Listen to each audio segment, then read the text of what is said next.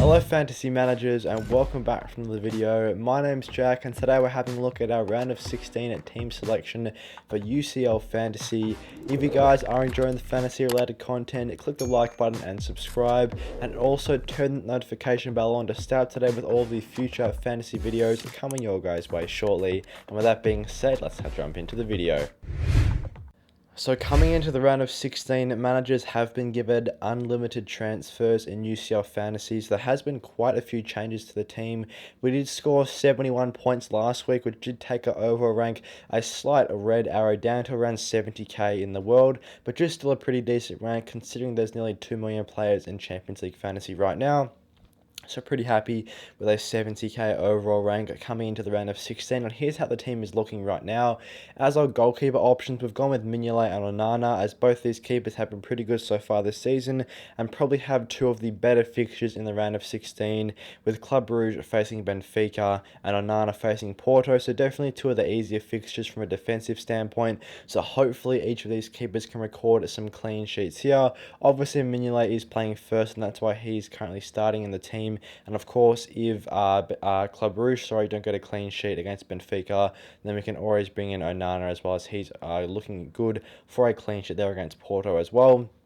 Looking to the defensive assets, we've currently got Chalobah in defence from Chelsea. We do have 0.6 left in the bank, so I can't quite afford to go up to Thiago Silva, who's been a popular starter for Chelsea in the Champions League.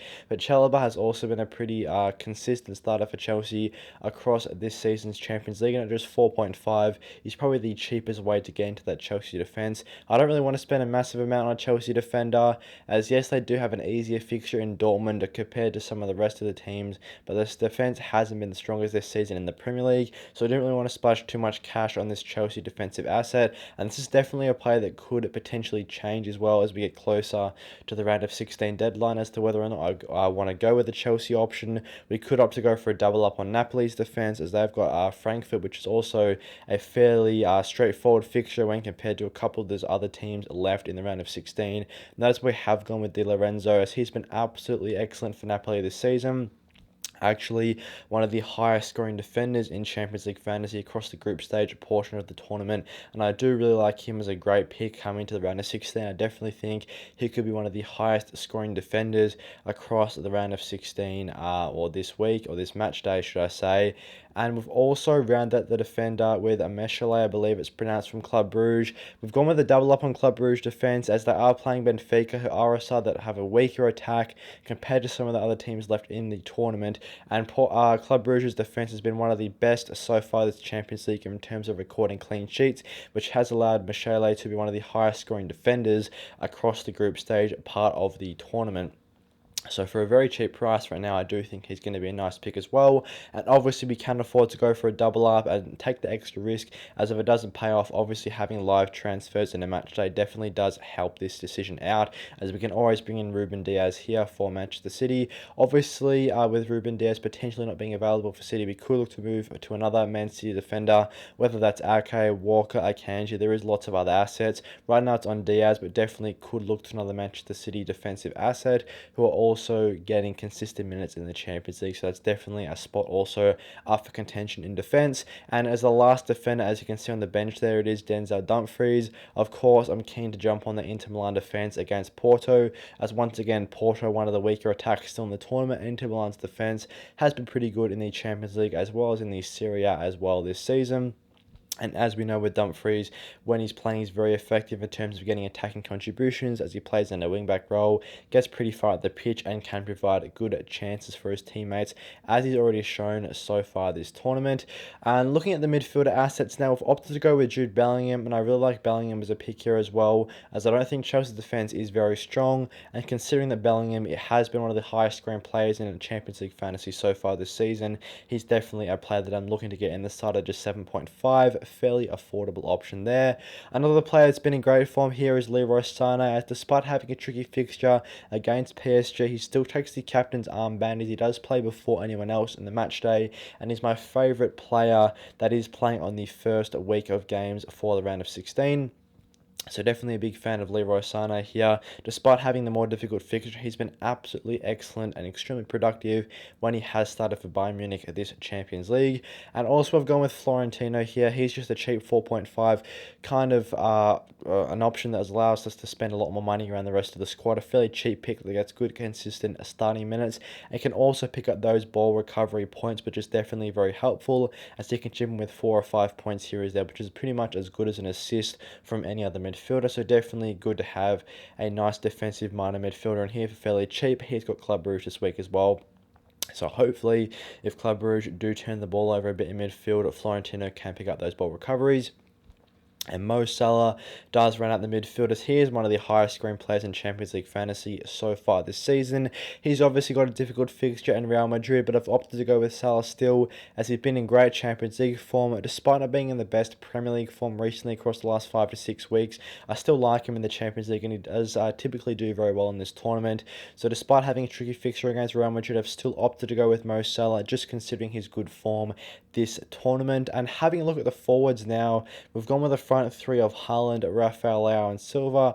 Haaland, a fairly obvious pick there, as he's got Leipzig, so a great chance for him to add to his Champions League goal tally, as not only has he been in good form in the Premier League, he's been adding goals in the Champions League as well, and I think he's definitely one of the more essential picks coming into the round of 16. And as you can see here, we don't have any PSG attackers, whether that's Messi, Neymar and Mbappe. We opted to go with Haaland as our premium attacker here, and Salah as the premium midfielder. If we wanted to change things up, we could drop Salah down to a mid-price midfielder and look to upgrade Rafa Silva here to a PSG attacker, as obviously that PSG attack is very, very strong, and it would be ideal to have either Neymar, Mbappe or Messi in the team. So that's also a potential change that can be made. Obviously, we still have a week or so before the round of 16 starts, so that's definitely something to consider as well. This is kind of a first draft for a round of 16 team.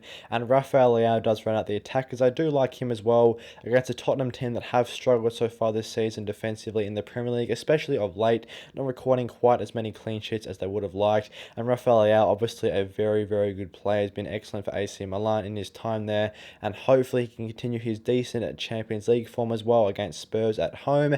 And as we touched on here, Rafa Silva does currently start in the team.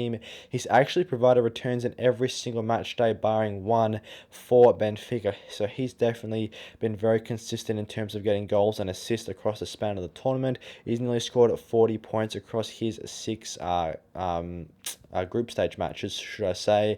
Obviously, we do have double Club Brugge defence, so that could provide a bit of a headache if Rafa Silva does score. The main reason we've got with Rafa Silva here and the double Club Brugge defence obviously is that we have live transfers, so it's not really too much fast having to play attackers against defenders in the team. Not really something I'm worried about, especially when I can make transfers mid-game week.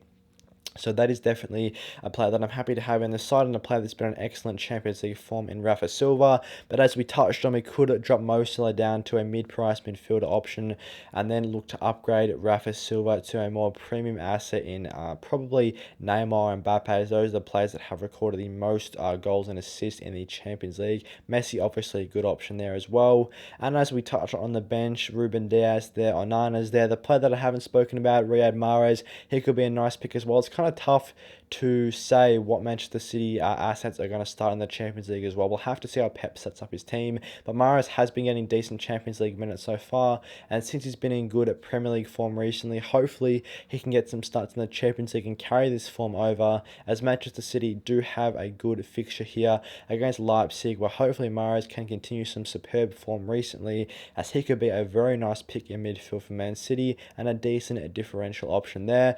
So that is pretty much how the team currently sits. There are a couple of issues that we could potentially address with this side, a couple of things we're not quite happy with, but at the moment this is how the team is looking. The main things that could potentially be changed are Trevor Chalobah could potentially switch to another defender around 4.5 million. And also the other change could be dropping Salah down to a mid-price midfielder to upgrade either Rafa Silva or potentially Rafael Leao as well, up to a premium forward asset in Mbappe, Neymar or Messi. But at the moment, pretty happy with the side, and it shouldn't change too much coming into the round of 16. There's probably going to be only maybe 2, maximum 3 changes to this team, as I am pretty happy with how the side's set up in general. We've got good options from players that are versing easier teams this week. obviously with double Inter Milan against Porto, triple Manchester City against Leipzig, and we've also got double Club Brugge against Benfica there, plus Di Lorenzo against Frankfurt. So we've got the easier fixtures kind of covered, especially in defence. So I'm happy with the team right now, and hopefully the players in Salah, Haaland being the premiums can continue some good goal scoring. Obviously Leroy Sané as well, despite having a difficult fixture, looks to be a great captain's armband option, and we can always switch him off if he can't provide attacking returns in the first batch of games in the round of 16. Thanks for watching today's initial team selection for the round of 16 for Champions League Fantasy. If you guys enjoyed the video, drop a like and subscribe, as it really does help out the channel, and click the notification bell as well to stay up to date with future FPL videos and also Champions League Fantasy videos, as there is going to be lots of games from both of these tournaments coming up very shortly for you guys. So with that being said, I'll see you guys in the next one.